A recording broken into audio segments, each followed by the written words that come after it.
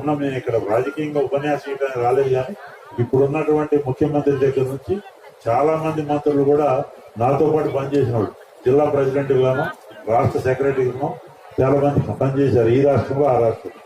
ఎందుకు గర్వంగా చెప్తున్నట్టే ఇక్కడ నిలబడి ఈ పేరువంత స్కూల్ కూడా నా యొక్క జర్నీలో, నా ప్రయాణంలో ఈ జడ్పీఎస్ఎస్ స్కూల్ కూడా నాకు ఇచ్చిన ట్రైనింగ్ అనుకోండి, నాకు నేర్పిన విద్య, ఆ విజ్ఞానం కూడా ఇంత దూరం ప్రయాణం చేయడానికి హరిచంద్ర రెడ్డి గారు చెప్పినట్టు, వారందరూ పెద్దలు చెప్పినట్టు ఈ రకంగా ఉన్నది ఎప్పుడు కూడా మర్చిపోను. బట్ నా స్థాయిలో మీరు ఎట్లా ఉపయోగించుకుంటారో నాకు తెలియదు. 1,116 రూపాయలని నేను మీరు ఇమీడియట్ గా తక్షణ అవసరాలకి ఎవరికి పంపించాలో చెప్పండి.